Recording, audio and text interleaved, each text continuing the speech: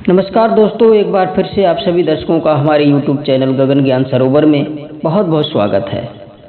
दोस्तों, आपसे निवेदन है कि इस वीडियो को पूरा अवश्य सुनिएगा। यह वीडियो आपके लिए बहुत ही महत्वपूर्ण होने वाला है और इस वीडियो से आपको बहुत कुछ सीखने को मिलेगा। दोस्तों, बात काफ़ी पुरानी है। नदी किनारे एक छोटा सा गांव बसा हुआ था। उस गांव में एक छोटा सा घर था जिसमें अफजल नाम का एक किसान रहता था। उसकी एक 18 साल की सुंदर और सुशील बेटी थी जिसका नाम था सायरा। सायरा एक सुंदर, चतुर और निडर स्त्री थी। उस घर में हमेशा खुशियों का माहौल बना रहता था। उस घर की मालकिन थी सायरा। सायरा अपने गांव की सबसे मनमोहक स्त्रियों में से एक थी, लेकिन उसकी असली खूबसूरती उसकी सोच और स्वभाव में थी। उसके जीवन में आए 5 पुरुषों के साथ उसके 5 विवाहों की कहानी ने गांव के हर व्यक्ति को हैरान कर दिया था। तो चलिए शुरू करते हैं इस कहानी को। कहानी शुरू करने से पहले आप सभी से निवेदन करना चाहूँगा, जो दर्शक हमारे चैनल पर नए यानी पहली बार आए हैं, उनसे निवेदन है कि हमारे चैनल को सब्सक्राइब करें, बेल आइकन ऑन करें, जिससे आने वाली हर वीडियो का नोटिफिकेशन आपको मिलता रहे। तो आइए गौर करते हैं इस कहानी पर।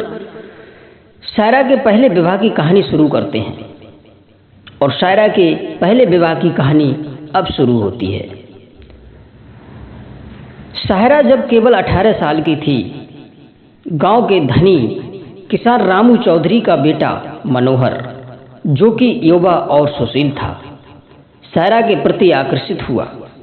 सायरा से उसे प्यार हुआ। मनोहर का स्वभाव बड़ा ही सीधा साधा था और वह सायरा की सुंदरता और बुद्धिमत्ता से बहुत प्रभावित था। सायरा के पिता, जो कि एक साधारण किसान थे, सायरा के पिता ने मनोहर को अपने परिवार के लिए एक अच्छा वर मानते हुए सायरा की शादी मनोहर से करा दी। सायरा भी इस विवाह से बहुत खुश थी, लेकिन यह खुशी ज़्यादा समय तक नहीं चली।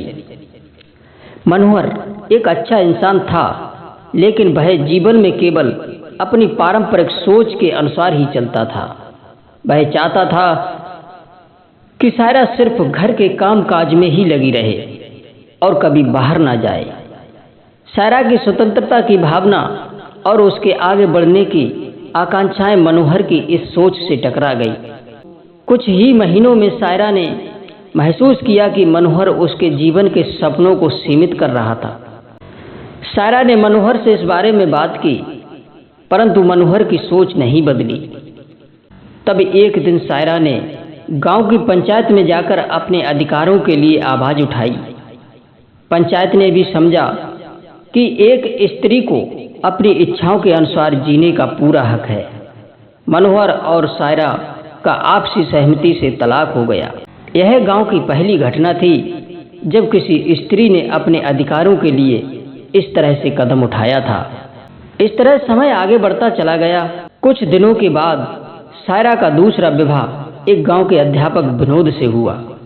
विनोद एक बुद्धिमान और विद्वान व्यक्ति थे जो सायरा की सोच और विचारधारा का सम्मान करते थे। दोनों के बीच में गहरी समझ और प्रेम का रिश्ता था। विनोद ने सायरा को पढ़ने और अपने ज्ञान को बढ़ाने के लिए प्रोत्साहित किया। सायरा ने भी विनोद की बुद्धिमत्ता की प्रशंसा की और उनसे बहुत कुछ सीखा। लेकिन जीवन की राह हमेशा सीधी नहीं होती है दोस्तों। विनोद को एक गंभीर बीमारी ने घेर लिया और वह जल्दी ही इस दुनिया को छोड़ करके चले गए। सायरा के जीवन में एक बार फिर से अंधकार छा गया, परंतु सायरा ने हार नहीं मानी। उसने विनोद की मृत्यु के बाद भी अपने जीवन में आगे बढ़ने का निर्णय लिया। इसी तरह से समय गुजरता चला गया। कुछ साल बाद सायरा की मुलाकात एक युवा व्यापारी अरुण से हुई थी। अरुण शहर से था और वह अपने काम के सिलसिले में गांव आया था। अरुण ने सायरा की लगन और साहस को देखा और उसे अपने जीवन साथी के रूप में चुनने का निर्णय लिया। अरुण और सायरा का विवाह बहुत ही धूमधाम से हुआ था और सायरा शहर में अरुण के साथ में रहने के लिए चली गई। शहर में सायरा ने अरुण के व्यवसाय में उसकी मदद की और वे दोनों मिलकर व्यापार को आगे बढ़ाने लगे। लेकिन धीरे धीरे सायरा ने महसूस किया कि अरुण के जीवन में काम ही सब कुछ है। अरुण अपने व्यवसाय में इतना डूब गया था कि उसने सायरा को नज़रअंदाज करना शुरू कर दिया। इस बात से सायरा को बड़ा दुख हुआ। सायरा को यह समझ आ गया था कि उसका जीवन केवल व्यापार में सफल होने तक सीमित नहीं रह सकता। उसने अरुण के साथ में इस विषय पर बात की, लेकिन अरुण नहीं माना। अरुण ने सायरा की भावनाओं को समझने के बजाय उसे ही दोषी ठहरा दिया। तब सायरा ने तीसरे विवाह से भी मुक्त होने का निर्णय ले लिया और वह फिर से अपने गांव लौट आई। गांव लौटने के बाद में सायरा ने अपने आप को पूरी तरह से समाज सेवा में लगा दिया। वह गांव की महिलाओं के अधिकारों के लिए लड़ने लगी और गांव के बच्चों को पढ़ाने लगी। इसी दौरान उसकी मुलाकात डॉक्टर आनंद से हुई, जो गांव में स्वास्थ्य सेवाओं को सुधारने के लिए आए थे।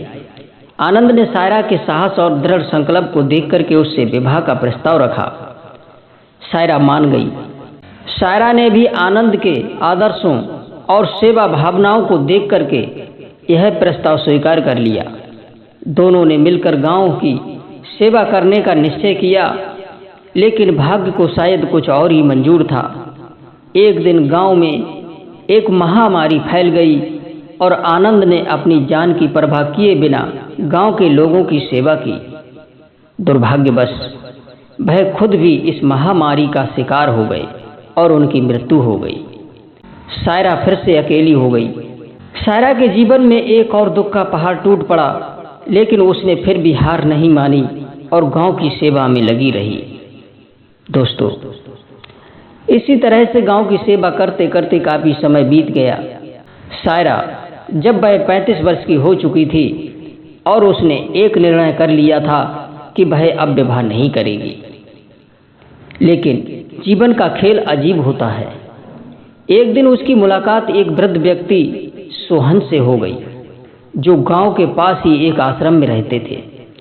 सोहन की उम्र लगभग 50 वर्ष के करीब थी, लेकिन उनकी आंखों में एक विशेष प्रकार की चमक थी। सोहन और सायरा के बीच गहरी दोस्ती हो गई। सोहन ने सायरा की जीवन की कहानियां सुनी और उसकी साहस और संघर्ष की सराहना की। एक दिन सोहन ने सायरा से कहा, सायरा, तुमने जीवन में बहुत कुछ सहा है, परंतु तुम्हारी आत्मा अभी भी मजबूत है। मैं तुम्हारे साथ जीवन का यह सफर पूरा करना चाहता हूँ। क्या तुम मुझसे विवाह करोगी? सायरा को सोहन की सच्चाई और ईमानदारी ने प्रभावित किया। उसने महसूस किया कि सोहन के साथ में वह एक नए अध्याय की शुरुआत कर सकती है। सायरा ने सोहन के प्रस्ताव को स्वीकार कर लिया और दोनों में सादगी से विवाह कर लिया। सायरा के इस 5वें विवाह में उसे वह सच्चा साथी मिला जो उसकी सोच, स्वतंत्रता और अस्तित्व का सम्मान करता था। सोहन के साथ में सायरा ने जीवन के हर पहलू को खुशी खुशी स्वीकार किया। वह जान गई थी कि सच्चा प्रेम और सम्मान उम्र, स्थिति या समाज की सोच से नहीं, बल्कि दिल की सच्चाई से होता है। सायरा के 5 विवाहों की कहानी गांव में एक मिसाल बन गई। लोग उसके साहस, दृढ़ता और स्वतंत्रता की तारीफ करने लगे। सायरा ने साबित कर दिया था कि जीवन में चाहे कितनी भी कठिनाइयां आए, सच्चा प्रेम और सम्मान हमेशा जीतता रहता है। और इस तरह से सायरा ने अपने जीवन के 5 विवाहों के माध्यम से न केवल अपने लिए बल्कि सभी के लिए स्वतंत्रता और सम्मान का नया रास्ता दिखाया। दोस्तों, वीडियो यदि आपको पसंद आया हो तो अपनी राय कमेंट के माध्यम से हमें अवश्य पहुंचाएं। फिर मिलते हैं नेक्स्ट वीडियो में। आप सभी दर्शकों का बहुत बहुत धन्यवाद। जय श्री कृष्णा, जय श्री राधे।